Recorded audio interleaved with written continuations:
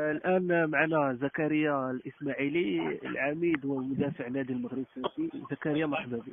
الله يبارك فيك، شكرا على الاستضافة. شكرا. زكريا الإسماعيلي، ضربت الأقاويل بعد مباراة نادي الرجاء الرياضي اللي انهزم نادي المغرب الفاسي 3-0. كثر القيل والقال، كثروا يعني المشاهد الدراماتيكية على بعض الصحف وبعض يعني الصفحات الفيسبوكية وكذا بعض المواقع الإلكترونية كتقول بأن كانت هناك اتهامات من مسؤولي نادي المغرب الفاسي في حق اللاعبين. كانت اتهامات بين بعض اللاعبين يعني في اتجاه يعني الزملاء ديالهم، يعني الكل يعني تهم متبادله حول خدام القميص الاصفر، وكذلك حول يعني بعض الاساليب اللي كانت وسط المباراه، يعني لاعبين تخاذلوا يعني بهذا المنطق هذا.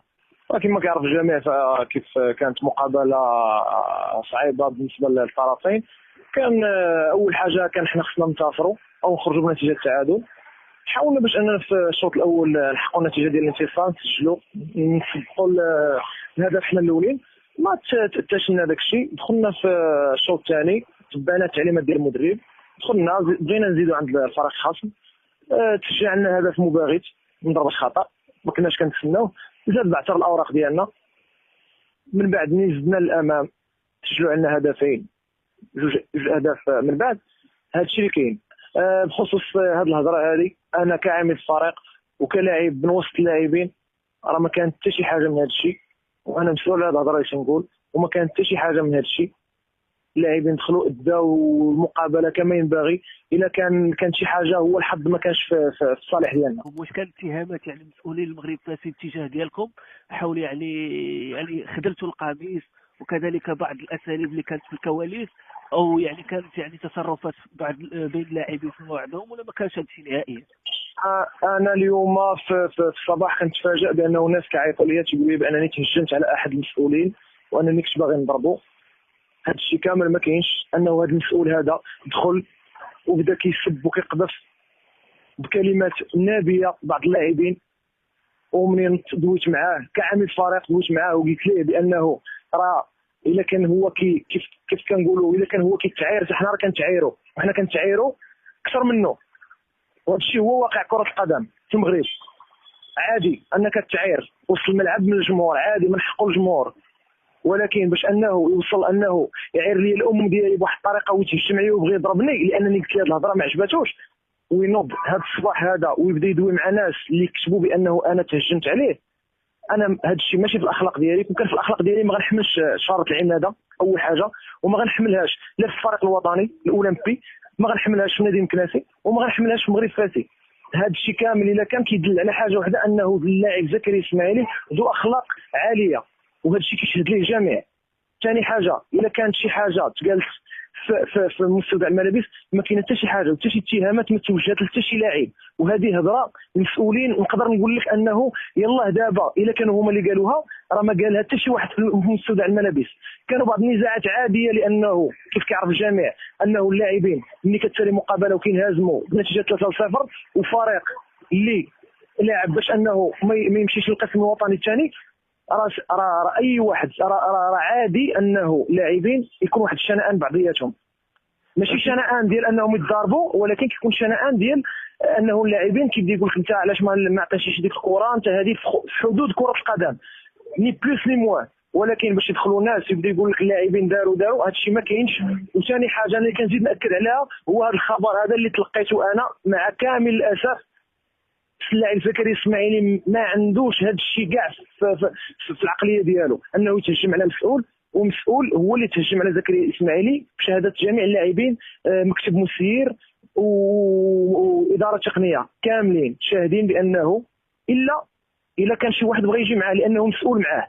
اما كلاعبين ومسؤولين واداره تقنيه كلشي كان شاهد بانه زكريا اسماعيلي، هذا السيد هذا بهذا المصطلح هذا عاير لي الام ديالي. واسمح لي ما نقدرش نقول لك الكلمه لانه ما يمكنش نقولها. وقال لي غادي نضربك، وزيد بغى يضربني لولا الناس اللي شدوه، وانا لم احرك ساكنا. زكريا اسماعيلي يعني واش يعني حيت راجعت بعض الاقاويل، خصوصا ان قال لك بان هذا الاسبوع يعني قاموا المسؤولين المغرب الفاسي بالاستيلاء على الهواتف ديال اللاعبين، وكذلك قبل مباراه نادي الرجاء الرياضي يعني المسؤولين المغرب الفاسي يعني قاموا بتحليف اللاعبين على القران الكريم. يعني واش يعني هاد الاخبار صحيحه ولا كذوب ولا؟ شوف انا غادي نقول واحد القضيه، الا كانت مساله ديال الهواتف ما كاينه حتى شي حاجه ديال الهواتف انهم اللعابه يتحيدوهم هواتف اللعابه الحمد لله كلشي كيتيق فيهم، وحتى شي واحد ما عندوش في العقل ديالو انه يخوض بهذيك الفرقه. حاجه وحده غير هو انه اللاعبين كاملين كانوا في اجتماع وقررنا باش انه نحلفوا والقسم نديو القسم اننا غنتعاونوا حتى لاخر دوره باش اننا ننقذوا الفريق. هذا الشيء علاش حلفنا. هو باش نكونوا زكريا الاسماعيلي، باش نكونوا حنا متفقين، كنادي المغرب فاسي نادي مرجعي عنده قيمه كبيره في الدوري، يعني في الدوري المغربي، يعني ومدينه يعني كمدينه فاس بالجمهور ديالو الكبير، وهذه يعني حرام باش يعني تكون كتسمع لي بعض هذه الاساليب، وتكون كتسمع لي يعني مسؤول يعني اللي يقذف اللاعبين بهذا المستوى. يعني شيء مؤسف جدا اذا كان المغرب فاسي كيعيش هذه الظروف. يعني تقولوا انا الفرق ديال القسم الثاني وفرق الهوات، يعني راه كتعيش الجحيم اكثر من ذلك، الجحيم مستودعات الملك. اللاعبين كاملين عندهم فكره واحده، هي انقاذ فريق المغرب فاسي. باش نكونوا واقعيين هذا الشيء راه الناس خصهم يعرفوه. وحاجه ثانيه هي انه باش يدخل مسؤول ويبدا يسب اللاعبين، يسب لهم في الامهات ديالهم وفي الاباء ديالهم، ويسبهم بكلمات نابيه اللي ما كتليقش بمسؤول اللي كيسير فريق من حجم فريق المغرب الفاسي. فاسمح لي هذا الشيء ما نقدر نقول فيه حتى شي حاجه، نخليه هو ولا الناس الاخرين هما يفهموا. لانه باش انا كتدخل وتعير لاعبين بهذيك الطريقه من بعد مقابله وانت باقي لك 9 ديال المقابلات باش تنقذ الفريق، يعني حتى شي حاجه ما تحسمات، كلشي باقي في اللعب، حتى شي حاجه ما تحسمات، وتدخل وتسب اللاعبين بهذيك الطريقه. فما يمكن لي الا نسكت ونلتزم الصمت كيف درت معاه البارح ملي كان باغي يضربني بهذا المعنى، كان باغي يضربني وسب لي الام ديالي وبغى يضربني وتهجم عليا وما دويت معاه ما والو امام اعين المكتب المسير كامل. على ما اظن ان كانت هناك يعني اليوم واحد حصه لازاله العياء واللاعبين قاطعوا التدريب، واش صح هذا الشيء؟ اللاعبين ما قطعوش التدريب، اللاعبين كانوا بعض الاصابات، اللاعبين اللي كيحسوا بالعياء كيحسوا ببعض الاصابات. هذا الشيء عادي تيكون مورا اي مقابله، كيكونوا لي سوان ديال اللاعبين. هذا الشيء اللي كاين، ما كاين حتى شي حاجه انهم اللاعبين قطعوا التدريب ما كاين حتى شي حاجه. زكريا الرساله ديالك الاخيره يعني للجماهير المغرب الفاسي وكذلك المسؤولين النادي المغرب الفاسي. الرساله الاخيره ديال زكريا اسماعيلي هي انه كنتمنى باش انه نوقفوا مع الفريق حتى الاخر رمق حتى الدوره 30 اننا ننقذوا الفريق من شبح القسم الثاني. كنتمناو باش انه ما تبقاش اقاويل كثيره تقال على فريق المغرب الفاسي، لانه ما كاينش غير فريق المغرب الفاسي، ما كاينش غير فريق المغرب الفاسي اللي لاعب على هذه المرتبه هذه.